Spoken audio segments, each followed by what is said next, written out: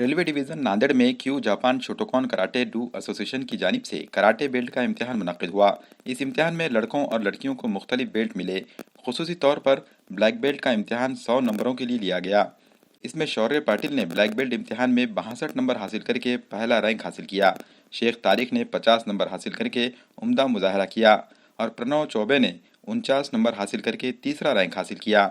Association के secretary और महाराष्ट्र के चीफ कराटे इंस्ट्रक्टर प्रशांत वावधने ने कराटे सीखने की अहमियत पर तलबा को गिरां कद्र रहनुमाई की।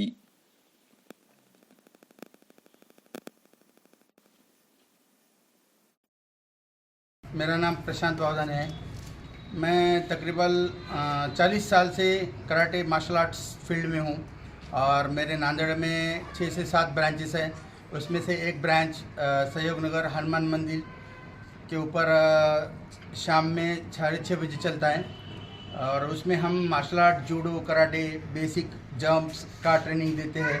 सेल्फ डिफेंस आज के ज़माने में हर बच्चों को बहुत ज़रूरी है और अभी फ़िलहाल बेल्ट के एग्ज़ाम हुए, उसमें से कुछ बच्चे येलो बेल्ट पास हुए हैं, कुछ ऑरेंज बेल्ट, कुछ ग्रीन बेल्ट, कुछ ब्राउन बेल्ट और ब्लैक बेल्ट। ब्लैक बेल्ट में से शौर्य पाटिल वो फर्स्ट प्लेस रैंक जीते उन्होंने।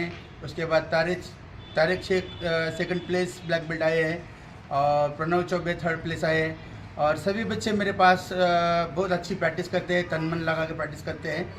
और मेरी सब बच्चों से ये गुजारिश है कि आज के ज़माने में सेल्फ डिफेंस, फ्लेक्सिबिलिटी बहुत ज़रूरी है फिज़िकल फिटनेस के साथ में। और पढ़ाई में कंसंट्रेशन अगर होना है तो हमें कराटे जैसा फन ज़रूर सीखना चाहिए ताकि हम हमारे खुद की रक्षा भी कर सकें और हमारा कंसंट्रेशन अच्छे से बनाकर हम पढ़ाई में भी अव्वल आ सकें।